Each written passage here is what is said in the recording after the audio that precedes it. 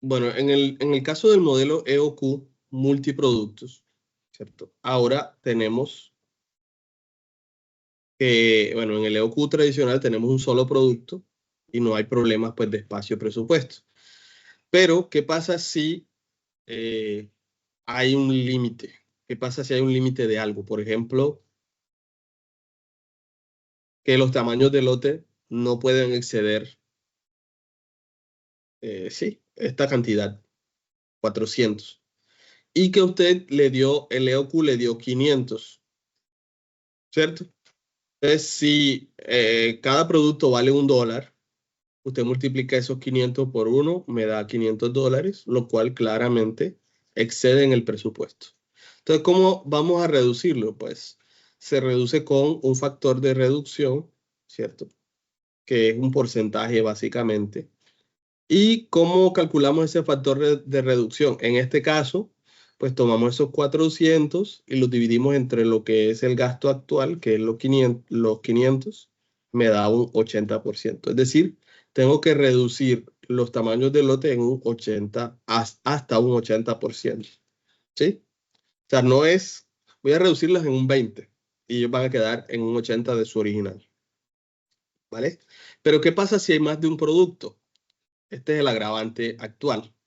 Pues primero, tenemos costos diferenciados por producto. Por ejemplo, podríamos tener un costo de almacenamiento diferente. Claramente no vale lo mismo, por ejemplo, almacenar una silla que almacenar una cama, ¿cierto? Una silla es un producto de un menor tamaño y una cama es un producto que va a ocuparme más espacio en bodega. Tal vez necesito más personal para mover aquel producto, tal vez ese producto gasta más refrigeración, etcétera. Entonces puedo tener estos costos diferenciados, ¿sí? También puede suceder que tenga costos de órdenes también diferenciados, los costos de preparación de las órdenes. A lo mejor aquel producto es más difícil de cotizar, no lo hay en todos los lugares, me va a costar más tiempo emitir las órdenes de producción.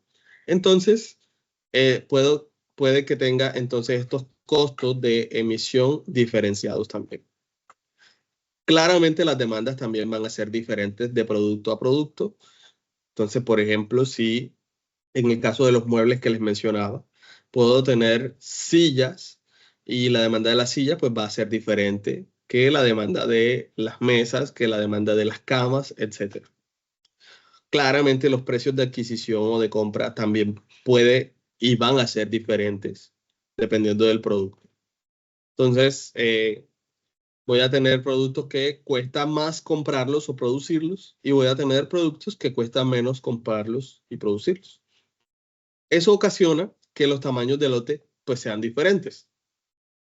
Entonces, voy a tener un costo total por producto, pero este no es el costo total global. ¿Por qué? Porque el costo total global sería la suma de los costos totales por producto. ¿Okay? Entonces, el costo total global, ¿sí? Es sumar para todos los productos, o sea, hacer esto, el C total, sumo para todos los productos en el conjunto de productos los costos totales por producto. ¿Sí?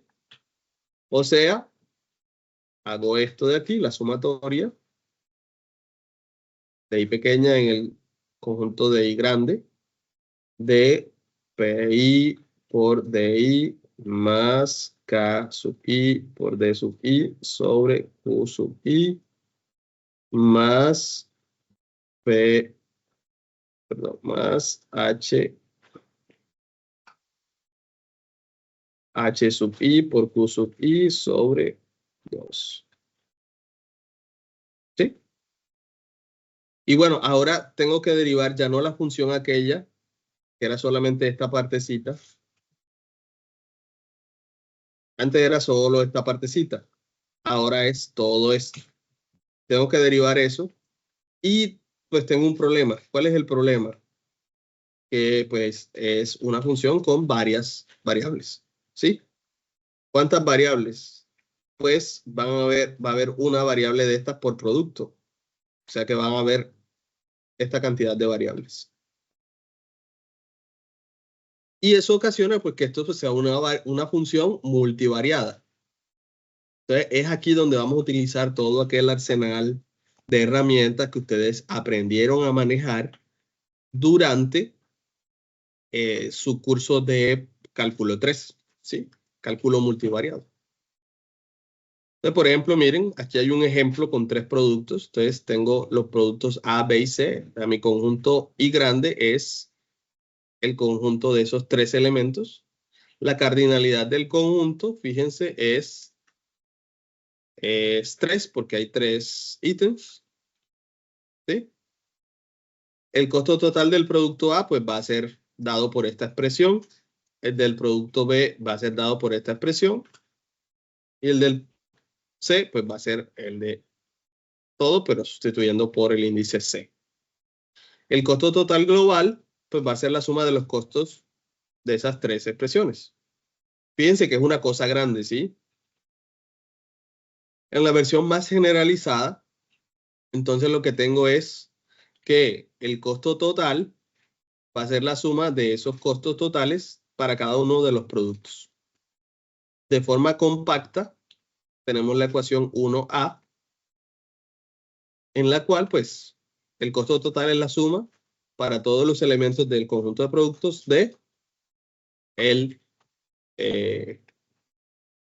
los costos por producto.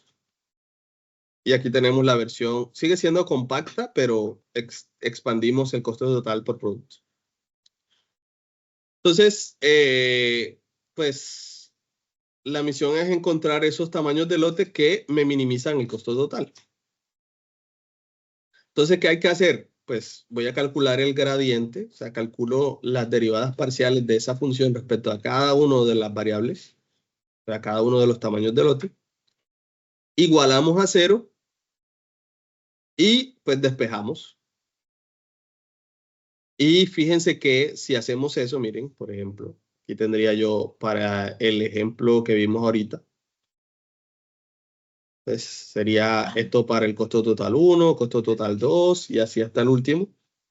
Entonces, si derivamos respecto al primer Q, miren que todo esto no tiene Q1. ¿Sí lo ven? Todo esto de aquí. No existe nada de eso.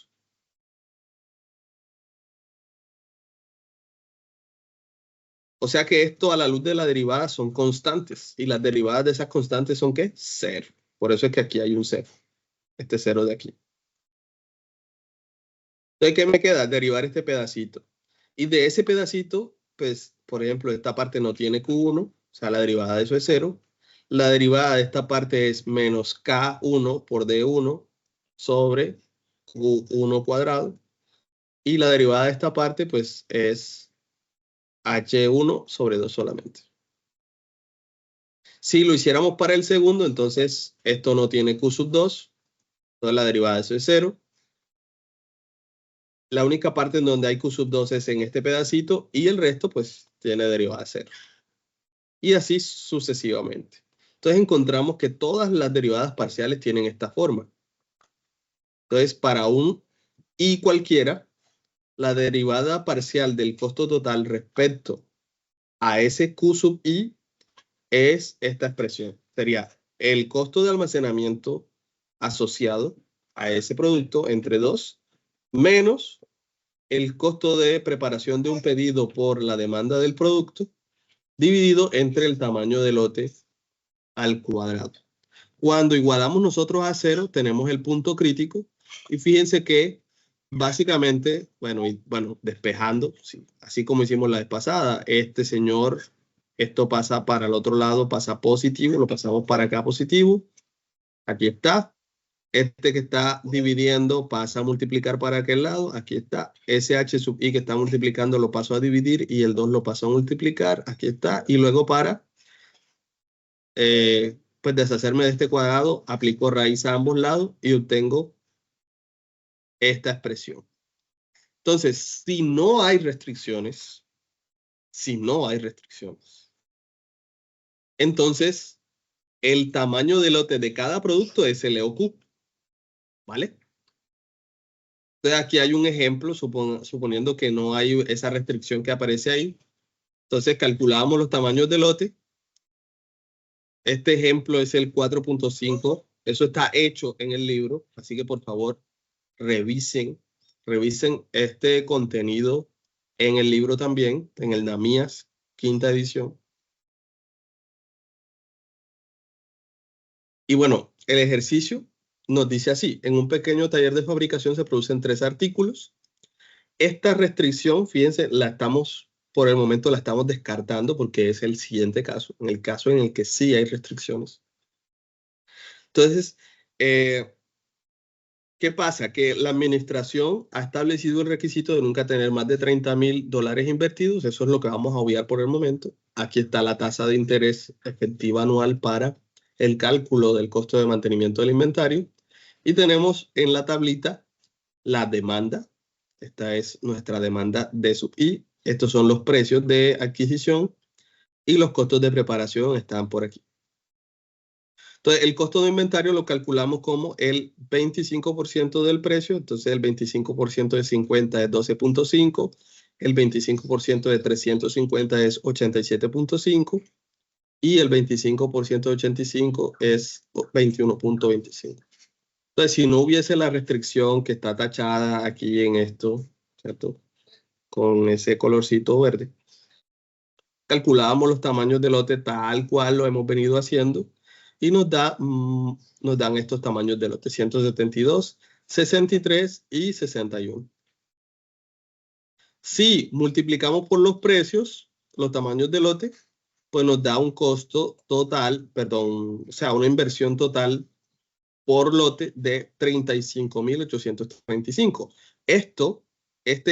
Esta sumatoria de los precios por los tamaños de lote es lo que viola la restricción. ¿Por qué? Porque aquí nos dice que la administración ha establecido que nunca se puede tener más de $30,000 invertidos en inventario.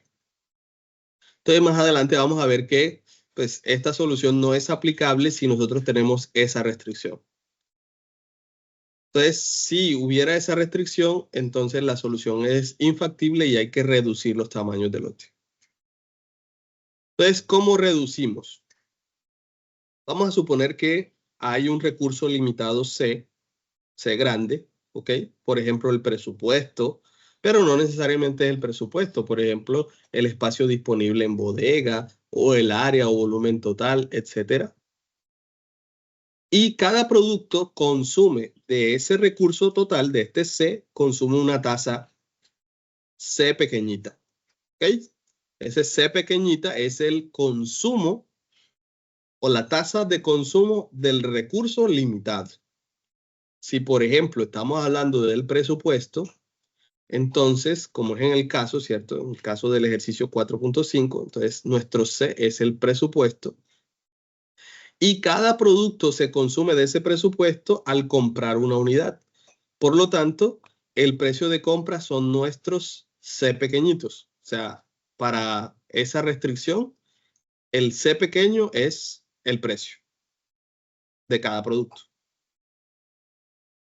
Si el recurso restricto no fuera eso, sino, por ejemplo, el área, entonces el total sería el área disponible y el consumo de cada producto sería el área unitaria ocupada por cada producto. Entonces, por ejemplo, si el producto 1, que acá no nos dice el nombre, es el artículo 1, tuviera asociada un área de 30 metros cuadrados, ahí exageré bastante, pero bueno, 3 metros cuadrados, pongamos. Entonces, ese sería el C sub 1, en ese segundo caso del área, ¿ok? En el primer caso, el del presupuesto, ya sabemos que los C pequeñitos son estos señores de aquí, concretamente estos de aquí, son nuestros C para el primer ejemplo. Pero en el segundo ejemplo, pues podríamos tener otro parámetro diferente, el área o el volumen o el peso, lo que fuere, pues es esa limitación. Entonces, las restricciones van a tener básicamente la siguiente forma. el total de lo que se consume del recurso va a ser esto. O sea, los consumos por producto, por los tamaños de lote de cada producto. Eso lo multiplico. Y al multiplicar eso, lo sumo todos esos totales y eso no se puede exceder de lo que haya disponible de ese producto. ¿Sí? Eso no se puede exceder del C total. Entonces, ahora sí, considerando la restricción que no habíamos considerado en la parte inicial, entonces tenemos que esa solución, ¿cierto? Se pasa. Porque al calcular los tamaños de lote, miren que no nos podemos pasar de 30.000, pero ya vimos que pues con los tamaños de lote actuales sí se pasa. Se pasa en 5.835 la, eh, la restricción. ¿Ok? Entonces, ¿qué podemos hacer? El mejor caso es que pues lleguemos a la igualdad, ¿no?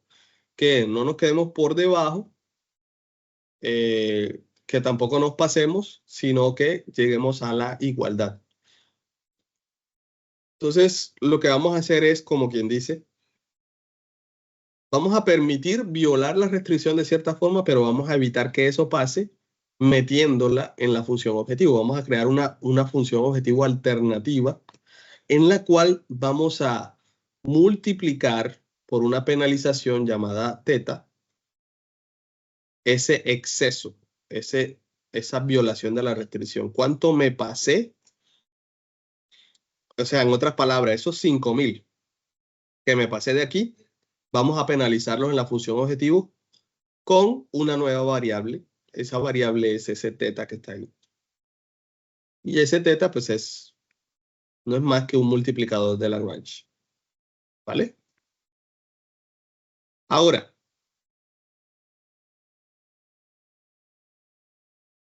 hay dudas hasta aquí. Esto es como la fundamentación. Entonces, a partir de aquí, ¿qué es? Vamos a hacer todo eso con esta función objetivo alternativo. Entonces, lo que hacemos es tomar la función objetivo alternativa, ¿sí? Y primero que todo, vamos a ver cómo queda ella. Entonces, este C total, miren, acuérdense que el C total, solamente este pedacito, era la suma de los costos totales por producto. Entonces, el C total 1 más el C total 2 más el C total, bla, bla, bla. ¿Ok? Con cada uno de estos de esta forma. Entonces, la nueva función objetivo va a ser la suma de esos costos totales para esos productos. Por ejemplo, miremos el caso con 3 productos.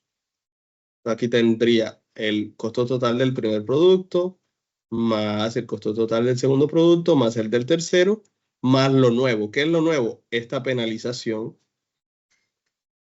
que es el exceso. ¿Cuánto me pasé de lo que no me debía pasar?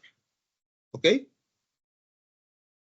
Entonces miren que esta nueva función tiene una nueva variable. Tiene todas las variables anteriores, tiene los Q sub i, que son nuestras variables, ¿cierto? Q1, Q2, y así hasta llegar al último. Pero adicional tiene este señorito de aquí, el multiplicador de Lagrange, que también pues obviamente es una variable. Bueno, esto pues habría que comprobarlo, pero confíen en que es verdad. Esta función, esta suma, esta función sota grande, es continua y es diferenciable. ¿Ok? Eso nos permite a nosotros derivarla, hallar los puntos críticos.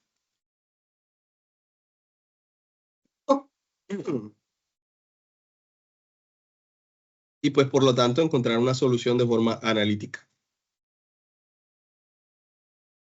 que es lo que queremos finalmente.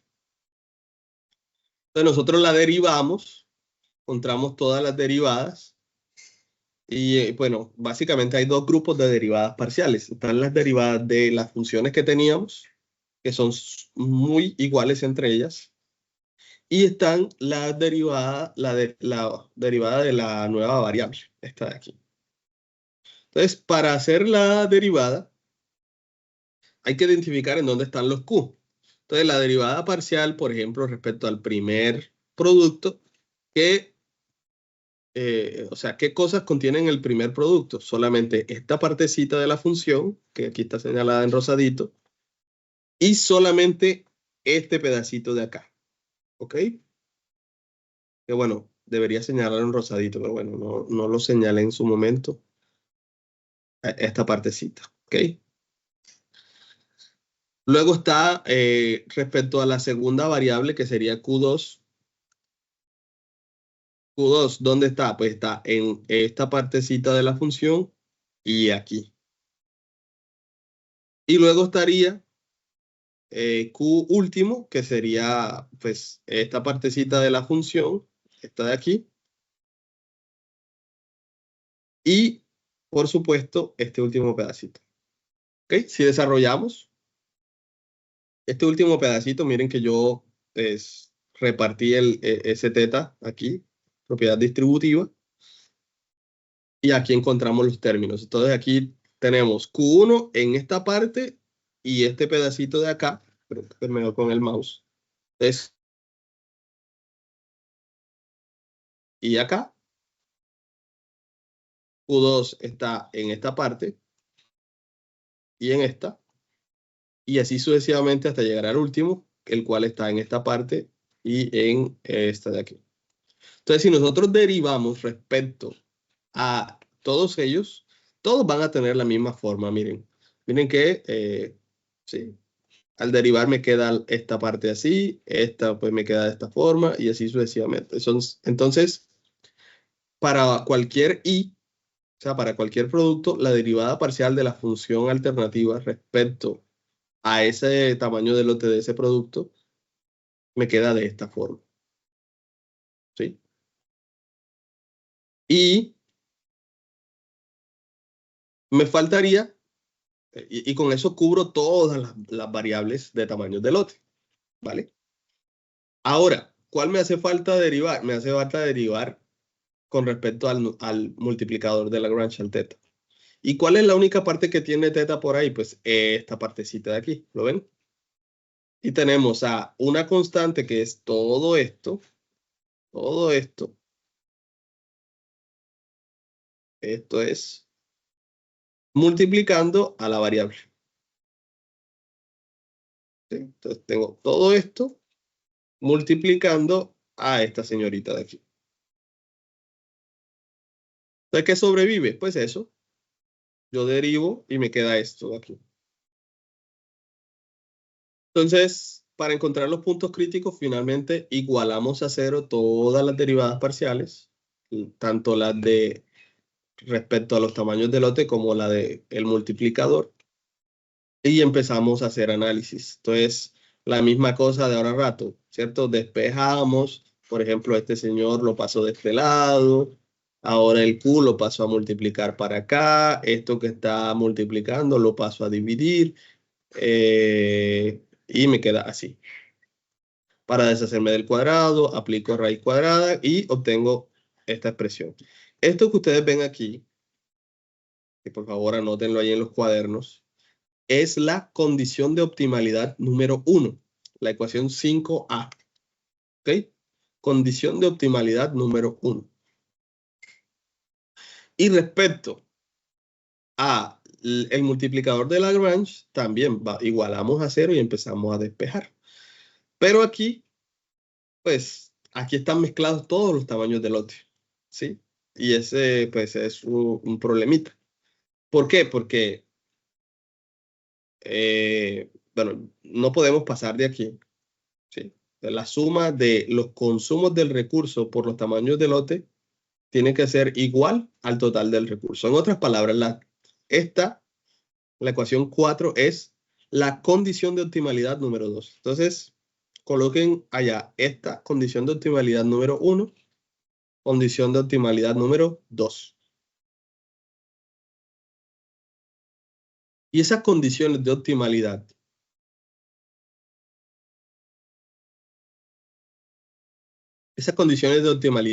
me establecen a mí cuáles son los mejores tamaños de lote. ¿Vale? No hubiese mayor problema en este sistema de ecuaciones a no ser por ese teta que está ahí dentro de la raíz. ¿Por qué? Porque teta es uno solo. Recuerden, él es una sola variable. Y bueno, él está aquí. Entonces, habría que despejarlo. Pero ¿cómo lo despejamos? Pues sería fácil, ¿cierto? Aplicar aquí al cuadrado y no sé qué y tales. Pero he ahí el problema. ¿Por qué? Porque estos Q, estos de aquí, cada uno de ellos que tienen esa forma, son estos que están acá. En otras palabras, ¿qué hay que hacer? Vamos a expandir esto para que ustedes vean el complique, porque hay que despejarlo desde ahí. Yo voy a hacer esto, vamos a hacer esto rápidamente. Yo tengo la suma para todos los productos. Entonces tengo el primero, el segundo,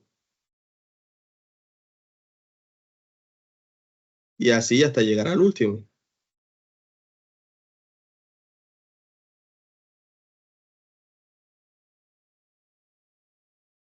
Y eso tiene que ser igual al total del recurso disponible.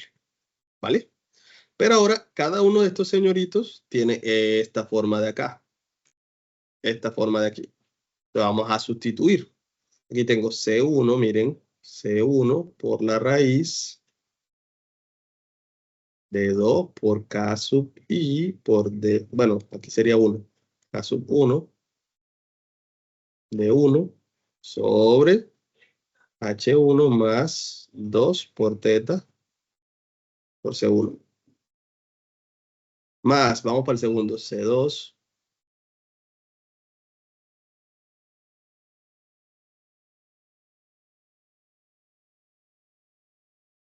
2K2 de 2 sobre H2 más 2 por teta por C2. Más, y así llegamos al último, C del último por la raíz de 2 por K del último, D del último, sobre H del último, más 2 por teta por C del último.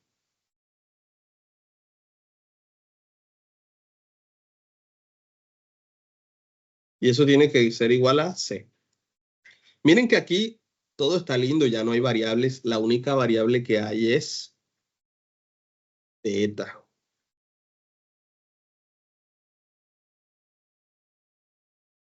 Entonces, no sé, despeje teta de ahí, pues.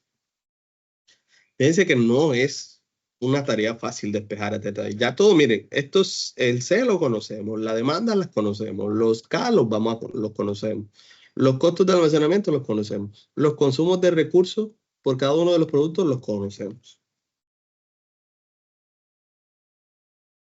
Pero despejar a teta de aquí no es como identificar un factor común y ya, y lo saco y no es sencillo. Entonces hay que hacerlo mediante otras vías. Entonces, rápidamente les voy a mostrar cómo se hace esto utilizando Excel. Y ya con esto cerramos. Entonces vamos a recordar acá nuestro ejercicio. ¿Dónde está el ejercicio? Aquí está el ejercicio. Entonces miren, en el libro yo les recomiendo que lo lean porque en el libro dividen esto en dos casos, ¿ok? Yo por cuestiones de tiempo no voy a explorar aquí los dos casos, voy a irme al general, pero hay un caso que es el de esta restricción en particular, en el que si la restricción tiene esa forma, pues se hace mucho más sencillo el cálculo. ¿Por qué? Porque el factor de reducción se calcula de esta forma. Pero el caso más general es el que vamos a ver ahorita.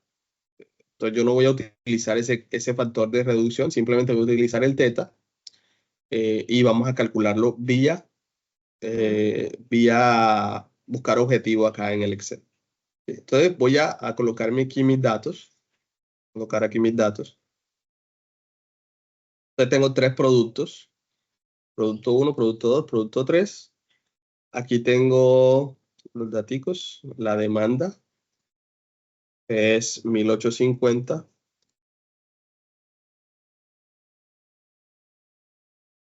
1150, 800.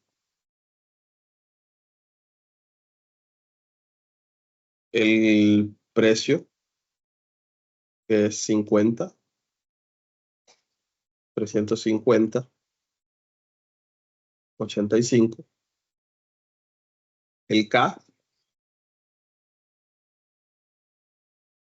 es 100, 150 y 50.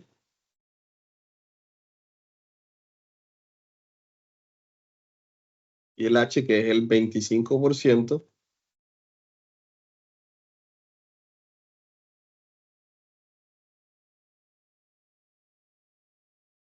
del P. Y eso lo hago con todos.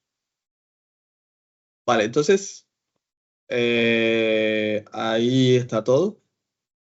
Bueno, mi restricción, mi C grande es los $30,000. Voy a colocar acá el C grande, voy a ponerlo aquí 30,000. ¿Ok? Y bueno, vamos a colocar acá nuestro costo total,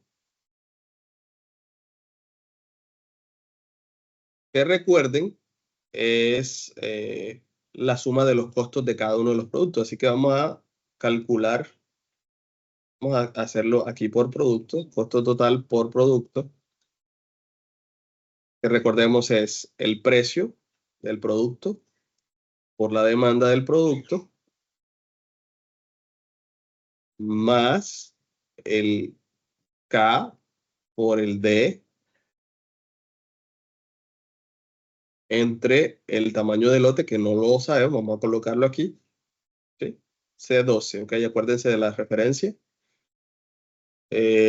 más el H por el tamaño del lote entre 2. Esto va a ser nuestro tamaño del lote, está aquí.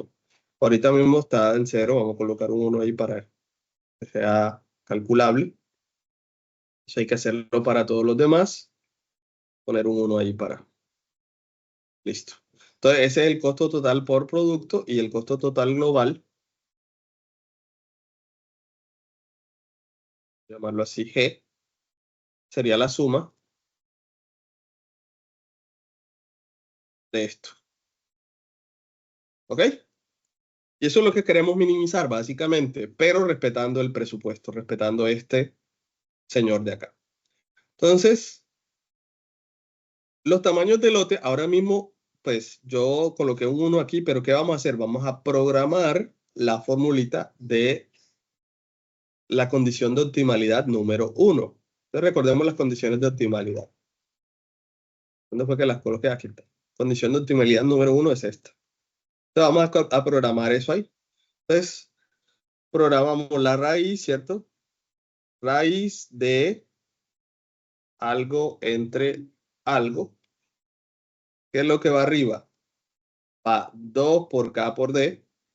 2 por K por D. Y abajo va una suma. ¿De qué? De H sub I, ¿qué es esto? ¿Más qué?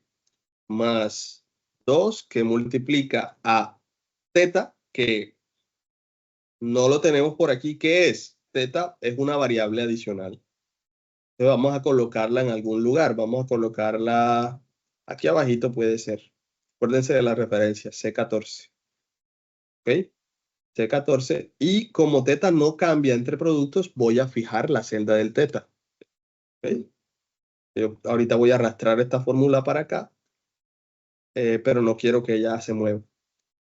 Y debo multiplicar ese teta por el consumo del recurso, que en este caso, ojo, en este caso los consumos son los precios.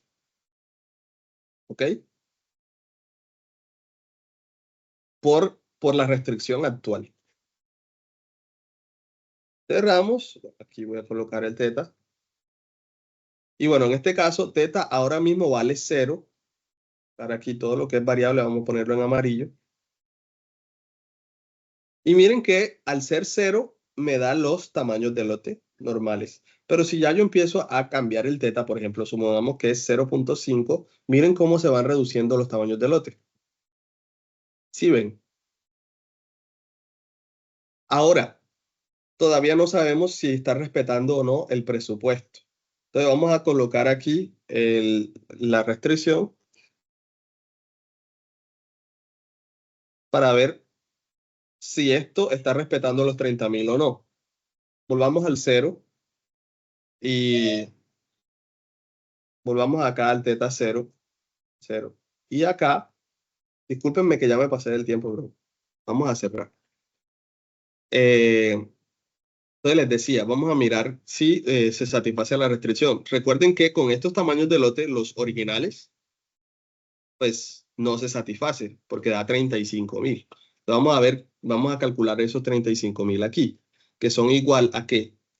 A la suma de estos señores por los precios. Y bueno, miren que ahí da 35.000 y pico. ¿Qué queremos? Que eso sea ¿cuánto? 30.000. ¿Cambiando qué cosa? Cambiando el teta. Entonces, esta restricción que la voy a poner en verdecito, esta restricción es lo que nosotros vamos a, con buscar objetivo, a colocar en 30, cambiando esto. Y eso automáticamente va a hacer que esto se reduzca. O sea, en otras palabras, vamos a la condición de optimalidad número 1, la programamos aquí. Y la condición de optimalidad número 2, que es esta, la vamos a buscar con buscar objetivo de Excel. Entonces, abrimos la herramienta, nos vamos aquí, está ubicado en la pestaña de datos. Vamos a datos. Nos vamos a la parte de análisis de hipótesis y ahí está buscar objetivo. Y lo que queremos es que esta parte, ¿cierto? Que esta restricción sea igual a 30.000, que es el presupuesto. O sea, que sea igual a esto de acá. Y vamos a cambiar, ¿qué celda? Vamos a cambiar el teta, este teta de aquí. Y ya haciendo eso, Excel encuentra el valor perfecto de teta para nosotros. Y miren, qué belleza. Entonces, los tamaños de lote óptimos para respetar el presupuesto son estos de aquí.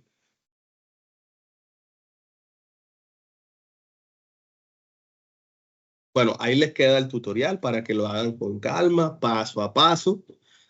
Y bueno, traigan las dudas que tengan para la próxima sesión.